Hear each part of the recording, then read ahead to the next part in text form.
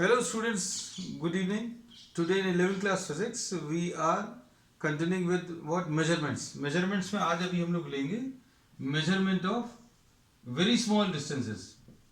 Measurement of very small distances. तो इसमें जो आपको सिलेबस में है वो भी अभी हम लोग पहले डिस्कस करेंगे. तो मेजरमेंट ऑफ स्मॉल डिस्टेंसेस में हम लोग आज जो लेंगे साइज ऑफ द मॉलिक्यूल्स.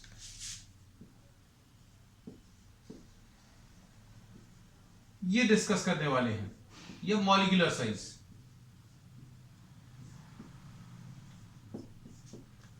इसमें जो हम लोगों को सिलेबस में है वो साइज ऑफ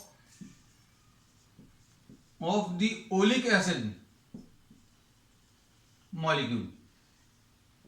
इसको कैसे मेजर करना है ये अभी हम लोग इसमें डिस्कस करेंगे. मॉलिक्यूलर साइज जो है इस ओलिक एसिड का approximately 10 to the power -9 metres है. अब इसका मेजरमेंट अगर अभी हम लोग करना है तो इसके लिए डायरेक्ट मेथड्स तो अभी हम लोग को यूज नहीं कर पाएंगे. तो अब इसके लिए जो मेथड है वो किस पर बेस्ड है. ओलिक एसिड जो है सोपी फील का है, मतलब थोड़ा सा इसका फील जो है सोपी टाइप का होता है. अब हम लोग इसको क्या करेंगे, अच्छे सुनना. We will be forming a thin layer. Oleic acid का एक बहुत पतली लेयर अभी हम लोग कहीं पर फॉर्म करेंगे और वो थिन लेयर फॉर्म करने के बाद अभी हम लोग उसका एरिया, उस लेयर का एरिया मेजर करेंगे. एरिया इनटू वो थिन लेयर जो रहेगी वो इतनी थिन रहेगी कि अभी हम लोग उसको मान सकते हैं नियरली 1 मॉलिक्यूलर साइज. एक मॉलिक्यूलर थिकनेस के बराबर थिन लेयर अभी हम लोग फॉर्म करेंगे. अब इमेजिन करने में, सोचने में ही अभी हम लोग लगता है कि इतनी पतली लेयर कैसे फॉर्म करेंगे. तो इसको फॉर्म करने का तरीका भी अभी हम लोग डिस्कस करेंगे. तो पहले तो अभी हम कॉन्सेप्ट पर डिस्कस करें कैसे करने वाले हैं. अभी हम लोग क्या करेंगे, कुछ known volume of oleic acid लेकर, अभी हम लोग उसको स्प्रेड करेंगे और इतना ज्यादा स्प्रेड कर देंगे कि उसमें जो थिकनेस ऑफ द लेयर है वो nearly size of the molecule के बराबर आ जाए. मतलब थिकनेस ऑफ द लेयर जो आ रही है वो इतनी पतली है कि 1 मॉलिक्यूल थिकनेस के बराबर मान लें. इतनी पतली अभी हम लोगों ने कर लिया. अब एरिया इनटू द थिकनेस, ये क्या दे देगा अभी हम लोगों को, volume of the oleic acid. अब ये volume of the oleic acid जो है ये नोन रहेगा, है ना. तो आपने जिस वॉल्यूम को स्प्रेड किया वो मालूम रहेगा और एरिया अभी आप मेजर कर लोगे. एरिया मेजर करके अभी हम लोग क्या करोगे, थिकनेस निकाल लोगे और थिकनेस ऑफ द लेयर जो है दैट विल गिव यू रफली the size of the molecule, है ना. तो अब ये पूरा प्रोसेस कैसे, इतनी पतली लेयर बनाएंगे कैसे, तो ये अब हम लोग इसमें आगे डिस्कस करेंगे. तो अब इसमें अभी हम लोग ये कहते हैं कि ये जो ओलिक एसिड जो है दिस इज सोपी इन फील, है ना. सोपी टाइप का फील है, जैसे सोप का फील आता है बिल्कुल वैसे ही. अब इसका अभी हम लोग एक सोल्यूशन फॉर्म करेंगे और सोल्यूशन किस में फॉर्म करेंगे, we will be forming the solution in alcohol. तो अब क्या क्या चीजें, क्या क्या स्टेप्स अभी हम लोग फॉलो करेंगे उसको अच्छे से समझना.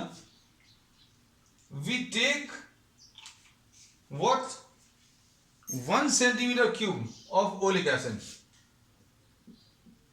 1 centimetre cube of oleic acid, और इसको अभी हम लोग मिक्स कर रहे हैं किसमें, 20 centimetre cube of alcohol. Alcohol एक वॉलेटाइल लिक्विड है, मतलब ये वेपराइज हो जाएगा बहुत जल्दी खुली हवा में. This will convert into gaseous form. तो अभी हम लोग कह रहे हैं 1 centimetre cube of oleic acid is mixed into what 20 centimetre cube of alcohol. तो अब हम लोग इसमें क्या कह सकते हैं कि ये जो सोल्यूशन बनेगा वो 1/20 कॉन्सेंट्रेशन का रहेगा. 1/20 कॉन्सेंट्रेशन का मतलब क्या है कि अगर आप कितना भी वॉल्यूम इस सोल्यूशन में निकालें उसका 1/20th पार्ट जो है वो ओलिक एसिड रहेगा, बाकी का अल्कोहल रहेगा, है ना. तो अब हम लोग इसमें क्या बोलते हैं कि आपने ओलिक एसिड का एक सोल्यूशन फॉर्म कर लिया, किसमें, अल्कोहल में. अब डायरेक्टली ओलिक एसिड को अगर अभी हम लोग स्प्रेड करने की कोशिश करें किसी सरफेस के ऊपर तो स्प्रेड नहीं होगा, है ना. तो अब देखो इसमें मेथड क्या फॉलो कर रहे हैं हम लोगों ने. इसका एक सोल्यूशन फॉर्म किया है किसके अंदर? सोल्यूशन फॉर्म कर लिया किसके अंदर? अल्कोहल के अंदर। फिर अब ये 1/20 कॉन्सेंट्रेशन का एक सोल्यूशन बन गया। अब इसमें से 1 सेंटीमीटर क्यूब ले लिया solution, 1 centimetre cube of solution ले लिया, और इस 1 सेंटीमीटर क्यूब को फिर से अभी हम लोगों ने 20 सेंटीमीटर क्यूब ऑफ अल्कोहल के साथ सोल्यूशन फॉर्म कर लिया। अब इसमें यह चीज ध्यान रखना कि ये जो है आपको एग्जैक्ट अगर नंबर्स की बात करें तो आप अल्कोहल जो लेंगे वो 19 सेंटीमीटर क्यूब लेंगे, so that you are forming what 20 centimetre cube of solution, है ना, ऐसा समझ सकते हैं। ठीक है, तो इसमें अभी हम लोग क्या करें, क्योंकि मेन अब बहुत बारीकी से अभी हम लोग इसमें नहीं जाएंगे, बिकॉज हम लोगों को मेन जो कॉन्सेप्ट है वो समझ में आना चाहिए। ये जो 1 centimetre cube of oleic acid है उसका 20 centimetre cube of solution form कर लिया, किसके साथ? अल्कोहल के साथ। अब इसका 1 सेंटीमीटर क्यूब सोल्यूशन ले लिया, कौन सा वाला? ये वाला जो सोल्यूशन फॉर्म किया। We are taking 1 centimetre cube solution once again, और इसको फिर से डाइल्यूट किया, diluted to 20 centimetre cube, diluted to 20 centimetre cube with the help of alcohol. अभी हमने स्टार्टिंग में क्या किया था? 1 सेंटीमीटर क्यूब ओलिक एसिड को डाइल्यूट किया, किसके साथ डाइल्यूट किया? अल्कोहल के साथ डाइल्यूट किया, और 20 सेंटीमीटर क्यूब सोल्यूशन बनाया, तो 1/20 कॉन्सेंट्रेशन आया। अब इसमें से 1 सेंटीमीटर क्यूब लिया, उसमें फिर से अल्कोहल मिलाया, कितना कर दिया? Such that it once again forms 20 centimetre cube of solution, है ना। अब इसमें अगर आप देखो तो आपके पास जो कॉन्सेंट्रेशन आ जाएगा वो कितना आ जाएगा? 1/20/20।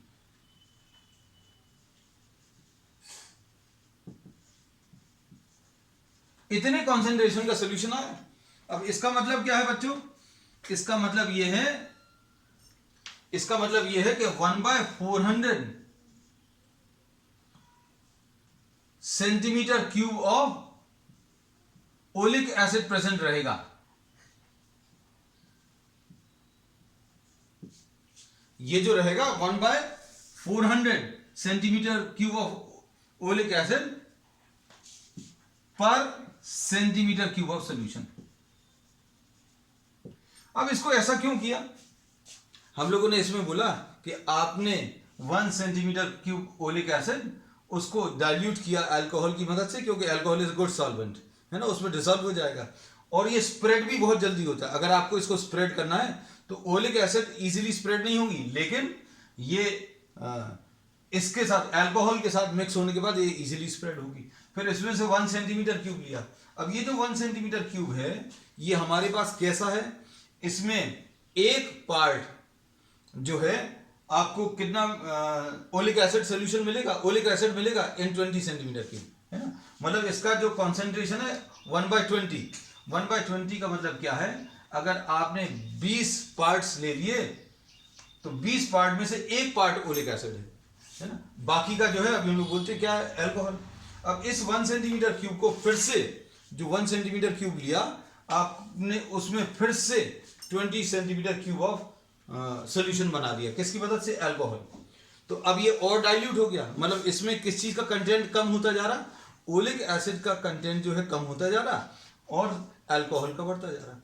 अब क्या होगा? एक सोल्यूशन फॉर्म हो गया, किस चीज का? ओलिक एसिड का। और ये कितना पार्ट है? 1/400 पार्ट है। इसका मतलब क्या है? आप अगर 400 पार्ट्स का सोल्यूशन लेंगे, है ना, तो उसमें से 1 पार्ट जो है, 1 पार्ट क्या रहेगा? ओलिक एसिड रहेगा। बाकी का पूरा क्या है? बाकी का पूरा अल्कोहल है। अब इतना थिन, इतना कम कॉन्सेंट्रेशन का सोल्यूशन क्यों फॉर्म कर रहे हैं? क्योंकि ये इजीली स्प्रेड होगा, है ना। अब देखो इसका तरीका क्या रहेगा। अब हम लोग एक कंटेनर लेंगे, उस कंटेनर में पानी भरा हुआ है, you are having water placed in it, है ना, किसी भी शेप का ले सकते हैं। अब इसमें आप एक एक ड्रॉप करके ये वाला सोल्यूशन पानी के ऊपर गिराएंगे। पानी के ऊपर गिराने के पहले पानी के ऊपर आप लाइकोपोडियम पाउडर स्प्रिंकल करेंगे। तो लाइकोपोडियम पाउडर क्या है बच्चों? ये हाइड्रोफोबिक होता है, मतलब ये पानी में डिसॉल्व नहीं होता और ये एक लेयर टाइप की बना लेता है उसके ऊपर। मतलब इसका फायदा यह है कि अगर आपने बहुत सारा लाइकोपोडियम पाउडर डाल दिया, आप उसमें फिंगर डालोगे पानी के अंदर, तो आपकी जो फिंगर है दैट विल नॉट वेट, ये गीली नहीं होगी, आपके हाथ में लाइकोपोडियम पाउडर लग जाएगा, है ना। तो अभी हम लोग बोलेंगे कि if you are dipping a finger then your finger will not be wetted by the water, but instead what will happen, lycopodium powder will get stuck to your finger, है ना। तो पानी के साथ easily mix नहीं होता, इसका ये फायदा है। अब ये ऐसा क्यों किया? क्योंकि इसके ऊपर अब हम लोग ये सोल्यूशन गिराने वाले हैं। कौन सा वाला सोल्यूशन? जो अभी हमने ओलिक एसिड का बनाया है। तो अब ध्यान से सुनना, आज तो कहानी जैसी है बच्चों, कहानी जैसे ही सुनना है ना, क्योंकि इसमें अगर आप पढ़ने की कोशिश करोगे तो आपको ऐसा लगेगा पता नहीं क्या क्या चीज़ है ना। तो बहुत सिंपल सी चीज़ है, 1 सेंटीमीटर क्यूब ओलिक एसिड को अल्कोहल मिलाते गए 20 सेंटीमीटर क्यूब बना लिया। तो अब ओलिक एसिड कम बची, अल्कोहल ज़्यादा, तो 1/20 का आपको वो बन गया ओलिक एसिड सोल्यूशन, है ना। अब उसके बाद इसमें से 1 सेंटीमीटर क्यूब निकाला, उसमें फिर से आपने अल्कोहल मिलाते गए, फिर से कितना बना लिया? 20 सेंटीमीटर क्यूब बना लिया। तो अब क्या आ जाएगा? आपको एक सोल्यूशन मिलेगा जो 1/400 कॉन्सेंट्रेशन का रहेगा। इसका मतलब क्या रहेगा बच्चों? इसका मतलब ये रहेगा कि आपको 1 सेंटीमीटर क्यूब सोल्यूशन में ओलिक एसिड कितना मिलेगा? सिर्फ 1/400 सेंटीमीटर क्यूब, है ना। तो अभी हम लोगों ने अल्कोहल के साथ सोल्यूशन क्यों फॉर्म किया? क्योंकि ओलिक एसिड डायरेक्टली कहीं पर इतना पतला स्प्रेड नहीं कर पाओगे, पहली चीज। फिर सोल्यूशन फॉर्म करने पर क्या होगा? सोल्यूशन फॉर्म करने पर अभी हम लोग बोलेंगे कि ये अल्कोहल जो है इजीली स्प्रेड हो जाता है ना। अब अल्कोहल जब स्प्रेड होगा तो अभी हम लोग बोलेंगे धीरे धीरे करके अभी आप एक एक ड्रॉप इसके ऊपर गिराते जाएं। किसके ऊपर? पानी के ऊपर। और जब ये पूरा एरिया कवर कर ले, आप जैसे ही आप डालोगे एक ड्रॉप तो वो स्प्रेड हो जाएगा, और ड्रॉप डालो। ऐसे कितने नंबर ऑफ ड्रॉप्स डाल रहे हैं वो आप काउंट कर लो, और कितने नंबर ऑफ ड्रॉप्स आपने इसके ऊपर गिराए so that the entire area is covered, पूरा एरिया कवर हो जाए, है ना। अब इसके बाद ये जो स्प्रेड होगा इसके ऊपर ओलिक एसिड का सोल्यूशन, इसमें जो ओलिक एसिड रहेगा that will be nearly 1 layer thick, that will be what 1 molecular thickness. जितनी मॉलिक्यूल का जो साइज रहता है लगभग उतनी थिकनेस के बराबर की एक लेयर आ जाएगी। किसके ऊपर? ये लाइकोपोडियम पाउडर के ऊपर जो लेयर फॉर्म होगी ओलिक एसिड की, क्योंकि अल्कोहल तो इवेपोरेट हो जाएगा, है ना। तो अभी हम लोग क्या बोलेंगे? We will be having what? We will be having a very thin layer of thickness equal to the molecular size. इतनी पतली लेयर अभी हम लोग मान सकते हैं, है ना। तो ये सारे एक्सपेरिमेंट्स करके साइंटिस्ट ने और अभी हम ही लोगों ने ये डिसाइड किया कि ये इतना कॉन्सेंट्रेशन अगर अभी हम लोग ले लें कि 1 सेंटीमीटर क्यूब को 20 सेंटीमीटर क्यूब में मिलाया, फैलाकर देखा, मॉलिक्यूलर थिकनेस के बराबर नहीं आया, थिक लेयर आई, है ना। फिर और डाइल्यूट किया तो एक स्टैंडर्ड आपको बनाकर दे दिया कि भाई आप 400 पार्ट का सोल्यूशन अगर आप बनाएं जिसमें से सिर्फ 1 पार्ट ओलिक एसिड का है, 400 पार्ट अल्कोहल में 1 पार्ट सिर्फ ओलिक एसिड है, 400 पार्ट अल्कोहल में सिर्फ 1 पार्ट ओलिक एसिड है, तो ये एक बहुत पतली लेयर फॉर्म करेगा, और ये इतनी पतली रहेगी कि इसकी थिकनेस आप मॉलिक्यूलर साइज के बराबर मान सकते हो।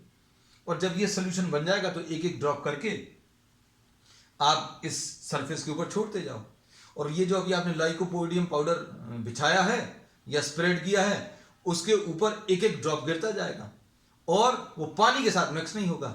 ये जो लेयर है ये एक इंसुलेटिंग लेयर टाइप की बना देगा, और आप देख लो कितने नंबर ऑफ ड्रॉप्स डालने पर ये पूरे में स्प्रेड हो गया, वो नंबर ऑफ ड्रॉप्स काउंट कर लो, उसके बाद बचेगा सिर्फ कैलकुलेशन। तो कैलकुलेशन अब हम आपको बता दे रहे हैं, देखो ध्यान से। तो प्रोसेस क्लियर है बच्चों? प्रोसेस में क्या किया है?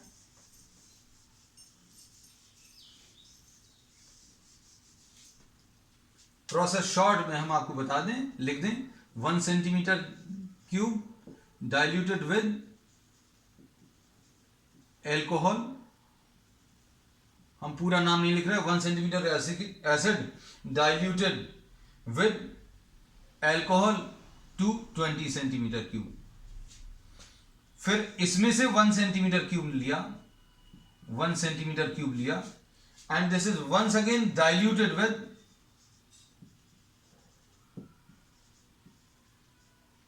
1 सेंटीमीटर क्यूब सोल्यूशन, है ना। देखो 1 सेंटीमीटर क्यूब एसिड था पहले, फिर डाइल्यूट किया, 20 सेंटीमीटर क्यूब सोल्यूशन बना। अब इसमें से 1 सेंटीमीटर क्यूब सोल्यूशन लिया और इसको अल्कोहल के साथ डाइल्यूट किया, 20 सेंटीमीटर क्यूब ऑफ सोल्यूशन। ये इतना प्रोसेस, जितना आज का डिस्कशन है वो पूरा भी हमने आपको इसमें बता दिया। फिर इसमें से आपने ड्रॉप्स लिए और एक एक ड्रॉप आपने पानी के सरफेस के ऊपर गिराया, और पानी के सरफेस के ऊपर गिराने के पहले पानी के ऊपर आपने लाइकोपोडियम पाउडर डाला। तो लाइकोपोडियम पाउडर का ऑब्जेक्टिव क्या है? It forms a insulating layer on the surface, एक इंसुलेटिंग लेयर बना लेगा, उसके ऊपर एक एक ड्रॉप करके आप छोड़ते जाएं, और ये पूरा जब सरफेस कवर कर लेगा तब आप रुक जाएं, है ना। अब आप क्या करोगे, ध्यान से देखना, you will be measuring what the area.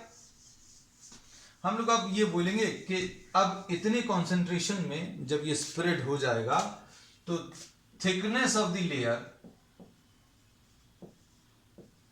Layer is suppose T, this will be nearly equal to what the molecular size, ये nearly equal to what the molecular size. और एरिया भी आप मेजर कर लो, एरिया जिस container में भी आपने spread किया उससे ले लो, या फिर बहुत सारे तरीके हैं। सोकिंग पेपर कई जगह ये यूज करते हैं, आप पेपर की मदद से भी कितना एरिया ये कवर कर रहा है उससे भी निकाल सकते हैं, लेकिन अभी हम लोग उसके डिटेल में नहीं जा रहे हैं। सपोज आपने एरिया मेजर कर लिया, है ना, आपको ज्यादा अच्छा क्या रहेगा, नॉन एरिया का कंटेनर ले लो, मतलब जिसकी लेंथ ब्रेड्थ मालूम है, स्क्वायर से रेक्टेंगुलर शेप का, या फिर सर्कुलर शेप का तो पाई आर स्क्वायर, है ना, तो आप एरिया निकाल सकते हो। तो अब हम लोग क्या बोलेंगे, area of the layer, area of the layer is suppose A. अब वॉल्यूम निकाल सकते हैं बच्चों, वॉल्यूम कैसे निकालेंगे, ध्यान से देखना, इसमें volume will be equal to A into T,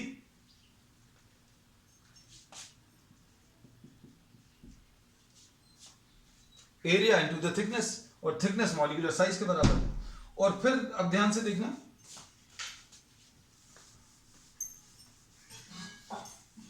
suppose n drops are required, n drops are required to cover the whole area,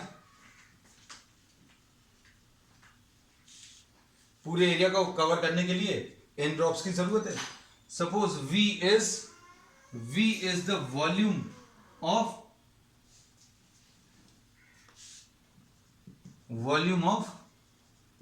each drop, ये सारी चीजें निकाली जा सकती हैं। तो आपने कितना सोल्यूशन गिरा दिया, volume of solution will be n into V, इसमें भी कोई दिक्कत नहीं है। आपने n ड्रॉप्स ऑफ सोल्यूशन गिराया और volume of each drop v है, तो वॉल्यूम ऑफ द सोल्यूशन कितना आ जाएगा बच्चों, n इंटू वी। अब volume of the oleic acid कितना आ जाएगा, वॉल्यूम ऑफ द एसिड, ये इंपॉर्टेंट है, NV अपॉन 400, क्योंकि ये तो सोल्यूशन था, सोल्यूशन का वॉल्यूम कितना था, n इंटू वी। अब ये अपॉन 400 क्यों किया, क्योंकि आपने 1/400 कॉन्सेंट्रेशन का ये सोल्यूशन फॉर्म किया था। 1/400 का कैसे फॉर्म किया था, फिर से रिपीट कर दें, 1 सेंटीमीटर क्यूब अल्कोहल से डाइल्यूट करके 20 बना लिया, है ना, 20 सेंटीमीटर क्यूब बनाया, फिर उसमें से 1 सेंटीमीटर क्यूब लिया, उसमें फिर से मिलाते गए अल्कोहल, 20 फिर बना लिया, है ना, तो कितना आ गया 1/20 इंटू 20 1/400। तो इसलिए वॉल्यूम ऑफ द एसिड इतना आएगा। अब वॉल्यूम ऑफ द एसिड आपने दो तरीके से निकाला है ना, दोनों को आप इक्वेट कर दो, दोनों को आप इक्वेट करोगे तो बच्चों क्या मिलेगा, n into V upon 400 will be equal to a into T. तो थिकनेस ऑफ द लेयर मिल जाएगा। थिकनेस ऑफ द लेयर कैसे मिलेगा, n into V upon 400 into a, ये आ जाएगा thickness of the layer. And ये थिकनेस ऑफ द लेयर जो है ये कैलकुलेट की है, this is found to be of the order of, लगभग इतना ही आता है 10⁻⁹ metre.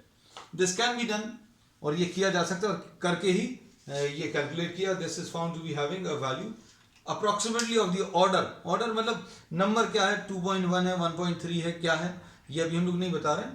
This is found to have a value which is of the order of 10⁻⁹ metre. अब इसमें देखो, तो this was what, measurement of very small distances, है ना, इसमें वेरी स्मॉल डिस्टेंसेस में साइज ऑफ द मॉलिक्यूल्स, अभी हम लोगों ने बताया size of the molecule of oleic acid, ये अभी हम लोगों ने निकाला इस टॉपिक में। अब नेक्स्ट अभी हम लोग कुछ यूनिट्स और बताएंगे, वो और नोट कर लो, स्मॉल डिस्टेंसेस के लिए जो अभी हम लोग यूज करते हैं।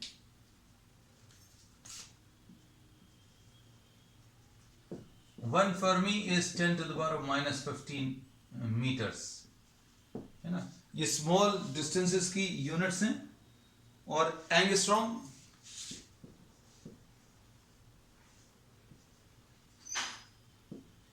वन एंगस्ट्रॉम इज 10⁻⁻10 मीटर्स, है ना, ये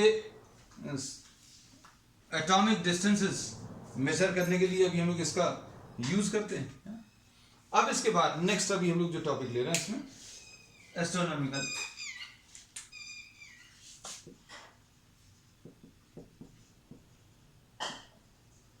लार्ज डिस्टेंसेस, बहुत बड़े डिस्टेंसेस के लिए भी अभी हम लोग कुछ यूनिट्स डिफाइन करते हैं। सबसे पहली जो अभी इसमें ले रहे हैं astronomical unit.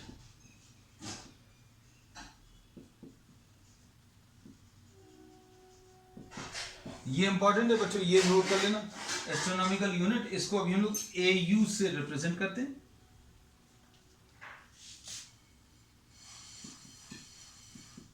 AU, it is the mean distance between earth and sun. अब बहुत बड़े डिस्टेंसेस अगर आपको बताने हैं तो ये हम लोग डिस्टेंसेस मीटर्स किलोमीटर्स में नहीं बताते, एस्ट्रोनॉमिकल यूनिट्स में बताते हैं। तो एस्ट्रोनॉमिकल यूनिट क्या है, it is the mean distance between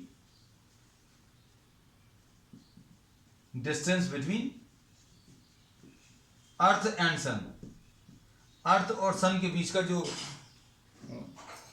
distance है, और ये अप्रोक्सीमेटली 1.496 इंटू 10⁻11 मीटर्स होता है। नोट कर लेना बच्चों, ये याद रखना, है ना, वैल्यूज, क्योंकि कई जगह पर यूज होती हैं।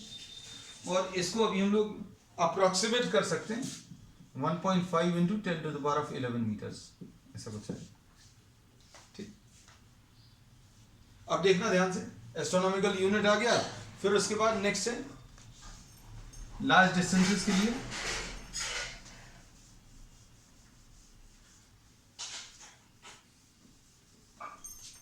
Light year.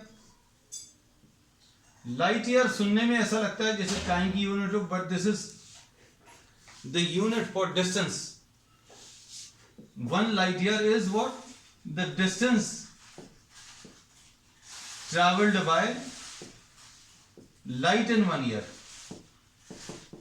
एक साल में लाइट कितना डिस्टेंस ट्रेवल करेगी, उसको अभी हम लोग लाइट ईयर बोलते हैं। लाइट की खुद की स्पीड कितनी होती है, लाइट की स्पीड होती है, स्पीड ऑफ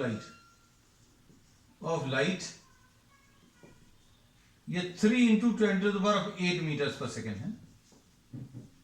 3 इंटू 10⁸ मीटर्स पर सेकेंड मतलब कितना ट्रैवल करती है, मतलब 3 लाख किलोमीटर इन 1 सेकेंड, 3 लाख किलोमीटर इन 1 सेकेंड।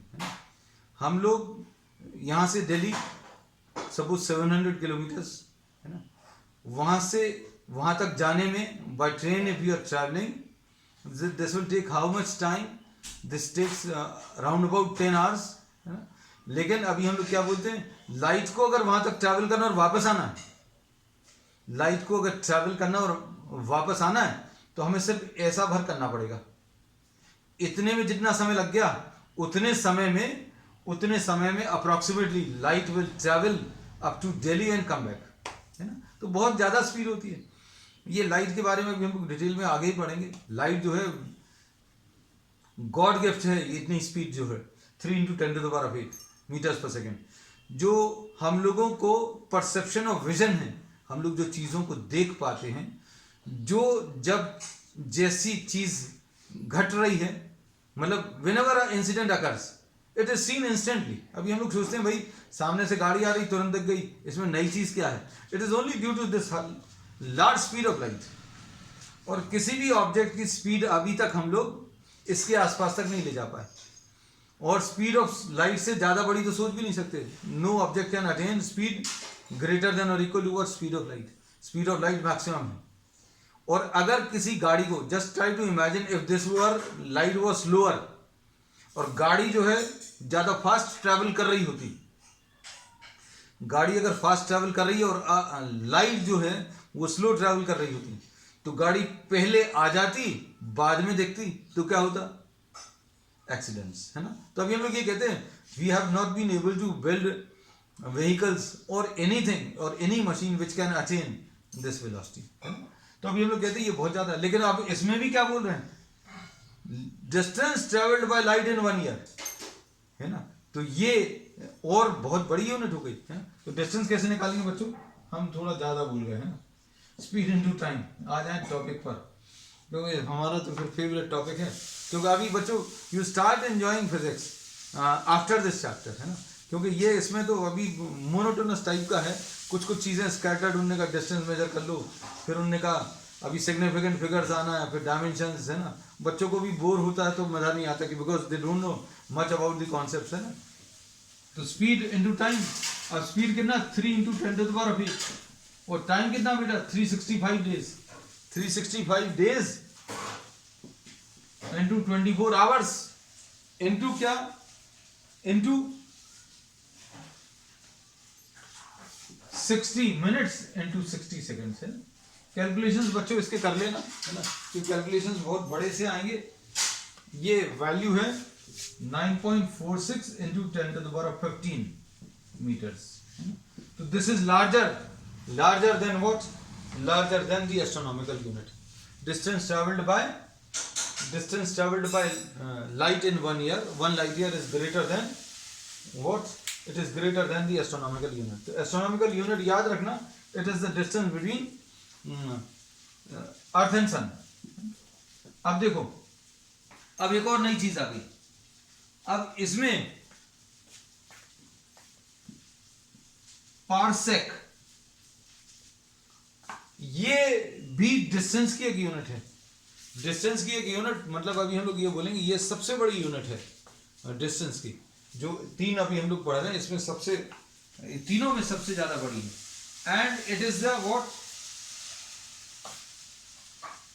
इसमें इन्होंने ये कहा है कि इट इज द डिस्टेंस। ये कौन सा डिस्टेंस है? Distance eight which 1 astronomical unit subtends an angle of 1 second. कितने सेकेंड का? 1 सेकेंड का। 1 मिनट लिख दीजिए, 1 सेकेंड। अब 1 सेकेंड क्या होता है देखो, अब इसको समझने की कोशिश करना बच्चों। देखो अभी हम लोग इसमें ये बोल रहे हैं, अगर आप कोई ऑब्जेक्ट यहां पर ले रहे हो जिसका साइज कितना है बच्चों, ये सपोज अभी हम लोगों ने बना लिया, ये कितना लिया है? ये सपोज अभी हम लोग बोल रहे हैं ये अप्रोक्सीमेटली 10 सेंटीमीटर। 10 सेंटीमीटर का आई की पोजीशन यहां पर है, ये कुछ एंगल आएगा है ना। अगर आप पीछे चले जाओगे तो वही ऑब्जेक्ट जो है ये थोड़ा कम एंगल बनाएगा, और पीछे चले जाओगे तो ये और कम एंगल, तो एंगल बहुत कम है, कितना है बच्चों, कितना 1 सेकंड है। और ये जो डिस्टेंस है, ये जो डिस्टेंस है ये 1 सेकंड नहीं है, सॉरी ये 10 सेंटीमीटर नहीं है, सॉरी ये 10 सेंटीमीटर नहीं है, ये कितना है 1 एस्ट्रोनॉमिकल यूनिट। 1 एस्ट्रोनॉमिकल यूनिट अपने आप में कितना बड़ा था, एस्ट्रोनॉमिकल यूनिट कितना 1.5 into 10 to the power of 11। अब 1.5 into 10 to the power of 11 ये बहुत बड़ा डिस्टेंस है, और कितने डिस्टेंस पर ये कितना एंगल बना रहा है 1 सेकंड का। तो अब देखो डायग्राम अभी हम आपको ड्रॉ कर दे रहे हैं बच्चों। ये डिस्टेंस 1 एस्ट्रोनॉमिकल यूनिट है, और ये एंगल कितना है 1 सेकंड है ना। तो 1 सेकंड का जो एंगल है theta is equal to what, length of the arc divided by radius. ऐसे ही कुछ होता है लेंथ ऑफ आर्क, ये अभी हम लोगों ने पढ़ा है theta in terms of radians. अगर इसको सर्कल का हिस्सा माने, बहुत बड़ा सर्कल आएगा, तो सर्कल तो अभी हम लोग नहीं ड्रॉ कर पाएंगे, लेकिन length of the arc divided by radius.